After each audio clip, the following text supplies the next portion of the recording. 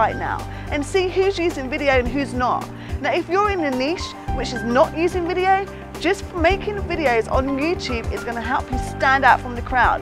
And when you can really leverage video, when you tap into using video by using social media strategies, so for example, linking your videos from YouTube to Twitter to Facebook, is how you're going to build up relationships with people before they've even come to your shop. If you are looking to use video in your business right now, then it's about coming out of your comfort zone and doing something which is totally extraordinary different. And this is something which promotional videos can really help you with. There's a whole psychology in actual video, and also with regard to the tools and equipment and the special effects adds to the whole persona of what message you're looking to get out there in your business, which will reach your target audience in order to take them from A to B, meaning when they just meet you online to when they end up in your bank account. Now, video definitely attracts your ideal client, and when you can really learn to connect and engage with your audience authentically is when they're going to be taking action. Video is the future. I mean, it's the now. I mean, it's the second largest search engine online